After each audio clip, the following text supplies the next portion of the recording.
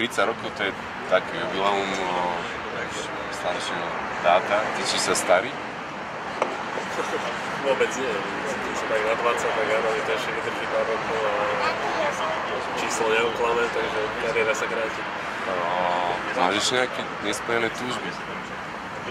Určite, áno. Tak si musím spĺňať sny a aby som si chcel tiež splniť tie svoje futbalové hlavne teda. Čo sa týka rodiny, som spokojný ako to je. Tak zároveň ešte s futbalom niečo dosiahnuť. Čo sa týka toho futbalu, dosať si toho naozaj, že dosť. Máš ešte niečo také, po čom túžiš? Rád by som vyhral titul z Neapolu, takže to je také ten futbalový sen a má sa to podarí a ja si dám. Áno, je to tento rok ten správny na to, aby sme vyhrali ten titul. Možno sa môžeme vrátiť troška tak rekapitulovať pri takomto výročí. Spomínaš si ešte na taký prvý zápas, ktorý si odohral, respektíve možno taký moment, keď ťa otcov vlastne doniesol na futbalové ihrisko. Tie prvé začiatky si asi nepamätám, ale keď sa narodil, tak som mal tie kompačné zrúbne, kde mám aj vytetované na ruke, takže prvý moment možno, že si pamätal, ale miery sú veľmi nie, ale tak od 2 rokov som už drtil, takže to dostalo. Možno v tej kariére sú také, že aj veselé, aj smutnejšie momenty, taký to, na čo najradšej spomínaš, pri ktorom si sa najviac tešil, prežíval to?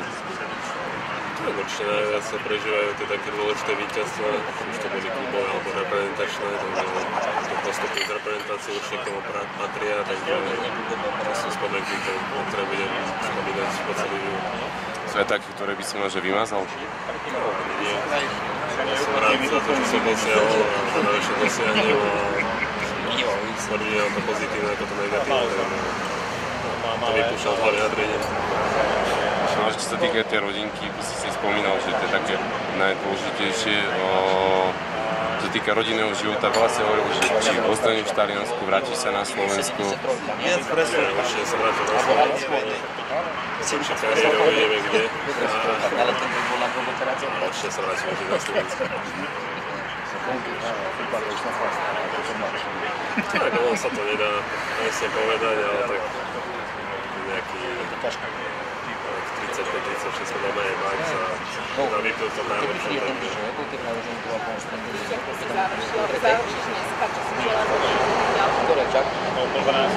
Hlavne to zdravie moje a mojej rodiny, to je najdôležitejšie, čo príde. Sa spravil tie úspechy ešte futbalové a to je... Vy ste boli na sústredení teraz, kedy ste tak si zrejme asi musel dostať priepustku? Nie. Na to tak super vyšlo, že sme mali 2 dní voľna, takže jedna priepuska nemusela byť ako niečo po vyše 8 rokov, čo som ostal na sústredení, tak som boli konečne doma.